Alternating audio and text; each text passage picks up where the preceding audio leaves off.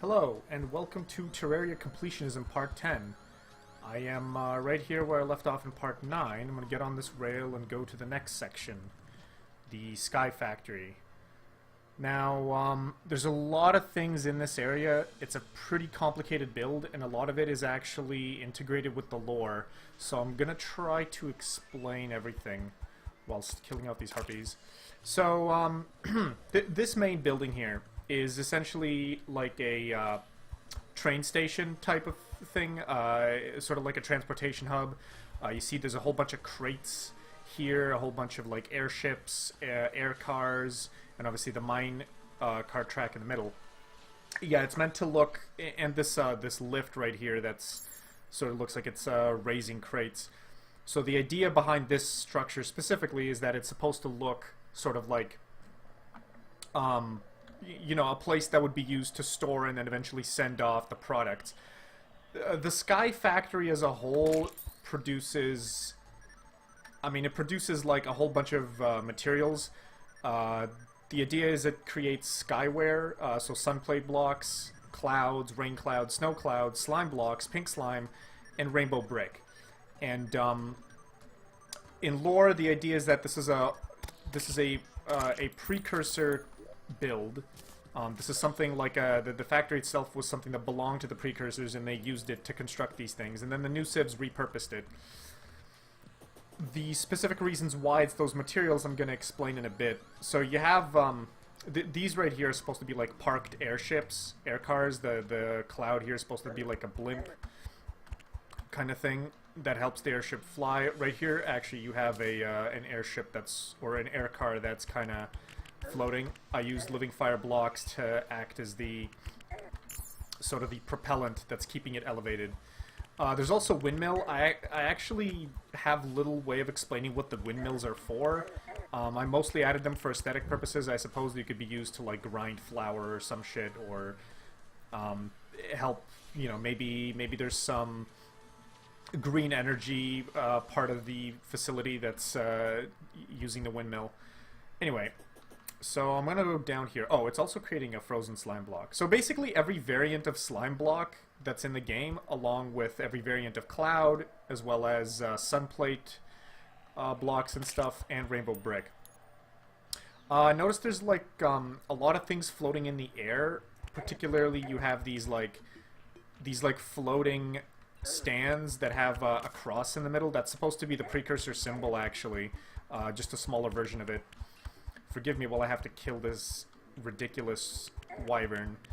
And yeah, the idea is that those are sort of just like signposts. I imagine them kind of like billboard posters, except they're floating in the air, just in case you forget, you know, who it is that's being represented in this place. So we're going down to this big sort of blue, so it's like bright orange building with this cross in the middle. You notice I used a lot of different materials, mainly copper plating, lots of copper and tin plating, lots of sunplate, lots of disc wall, lots of team blocks, lots of, there's palladium column in here as well, a lot of platinum brick as well, stuff like that. This main building is supposed to be a power station, and the structure in the middle, this gray structure, is meant to be sort of like a power reactor type thing.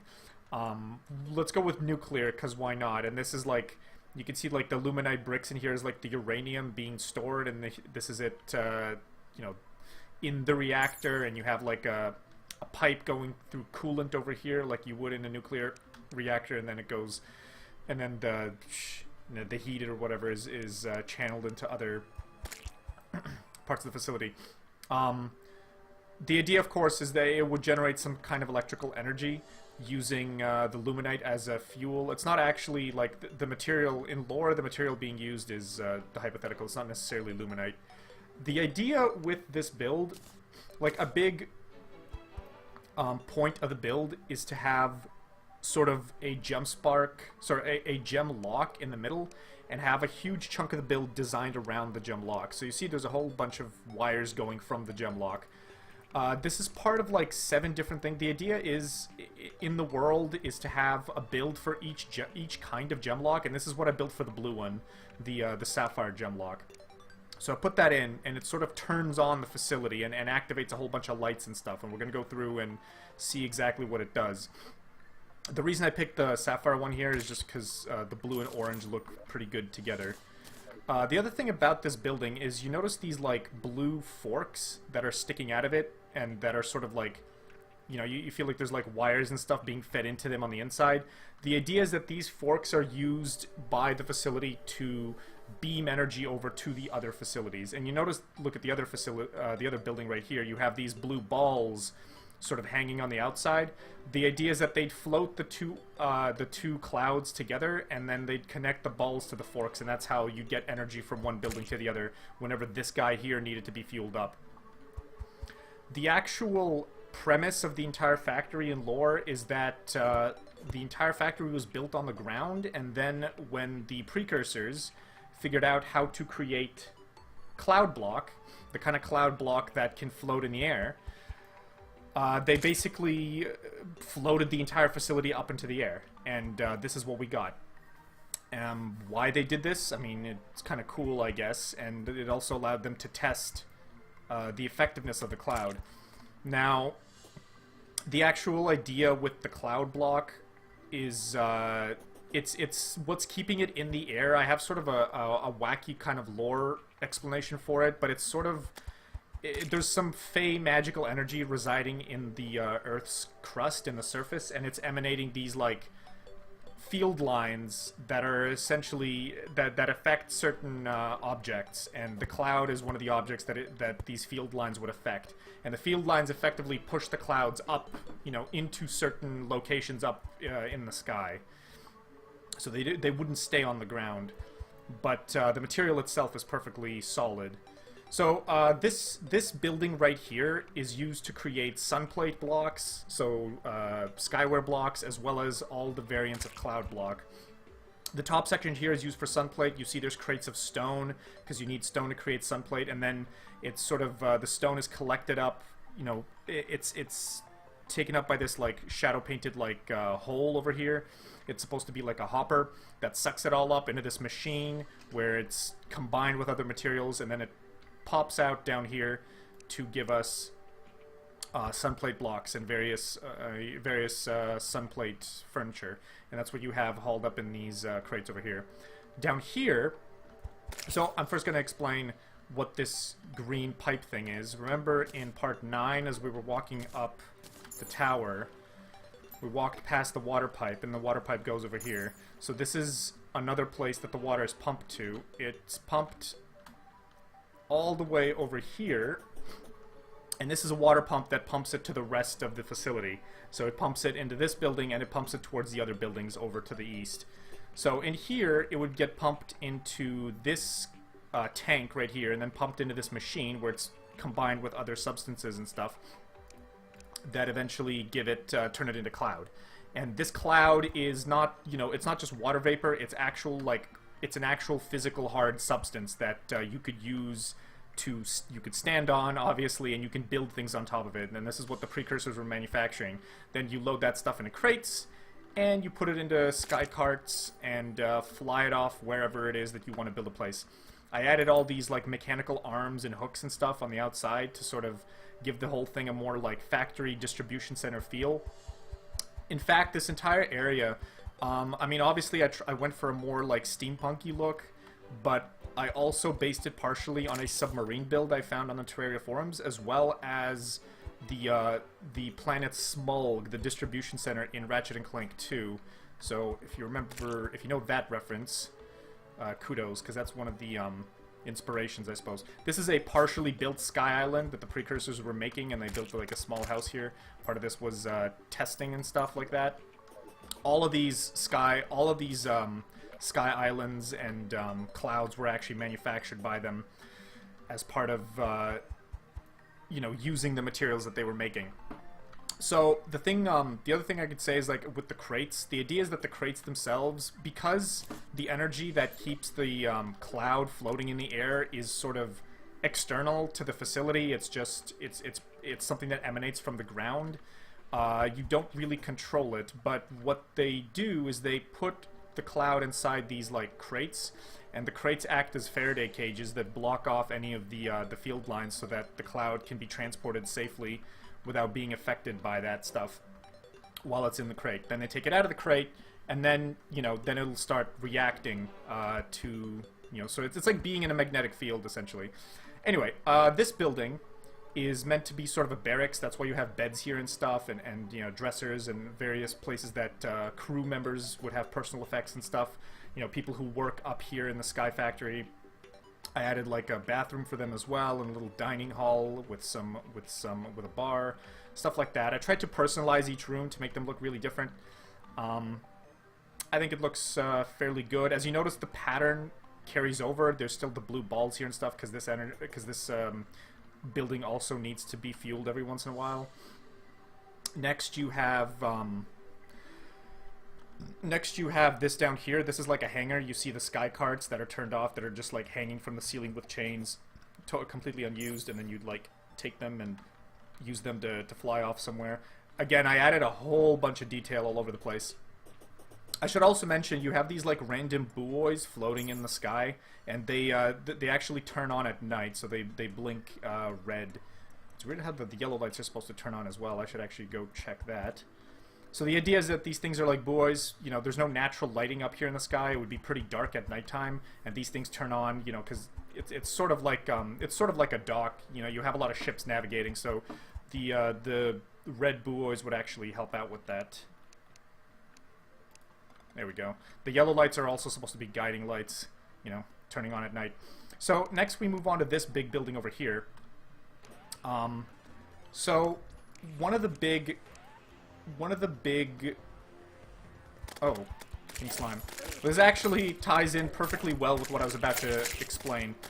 One of the big reasons why I made this place is I was thinking, in terms of lore, why exactly do the slimes fall from the sky every once in a while? And it was sort of just a way of like explaining why slimes are so prevalent in the world of Terraria. And what I decided was slimes as a whole were originally created by the Precursors, and this is the factory where they would have been doing that. So I'm actually going to turn off the map here. So the idea is that they created slime blocks, and they eventually used that to create slime. The idea with slime blocks is they were doing various kinds of experiments in this factory. They eventually floated it up into the sky. They added water and dirt and bubble block. That's what I have here. I have a crate of bubble block over there. Pumped it into this machine right here. As you see, it's like producing gas because it's turned on right now. And you know, it's tied to this solidifier, so the idea is that it's creating slime blocks that's filling this chamber. Then that chamber, it's going to be squeezed down into a crate, goes down here, and then it's transported outside where, you know, you have the mechanical arms to load it up into a cart or something. Here you got the same thing. You got pipes connecting this machine to the second machine. Here we do the same thing, only we also add bubblegum block, and then the pink machine creates pink slime block, and it's, you know, emanating along these sort of like ridges. Also loaded up into a crate and sent off. And here we have a crate of ice, and again, same thing, only we also load it up through an ice machine with ice, and then it creates frozen slime block. And that's the pattern right there. So this whole chamber is used to create the 3 variants of slime block. So the lore idea is, of course, is they were creating slime blocks, and they eventually figured out a way to make the slime block sentient, I suppose. So hold on, before I explain that, I'm just going to explain what this chamber is. The other thing they figured out how to create is rainbow brick, and that's where you have all these crates full of stone, because you need stone to create rainbow brick. So lots of crates of stone would be hauled in here. They would be sucked up by, you know, into these little black holes, and this machine here manufactures the rainbow brick, and then it sort of sends, I don't know, it sends like the quantum information or whatever the fuck out into these sort of silver arms, and the rainbow brick is beamed into existence from these like pads. That's why, you know, there's all these like pixelation around it. The idea is that the rainbow brick has this like natural, sort of ethereal, like a pixelated look. The actual brick itself is solid, but it looks as if it's like it looks as if it's coming out of like the idea is that it's supposed to look as if it's coming into existence out of nowhere. You know, it's sort of, I mean, I can't think of a simple analog in real life, but that's effectively the idea. Of course, then they load that up into crates and haul it out. Same thing. So I'm just going to go up to the top floor here. All the lights are turned on. So, just to explain, because this facility is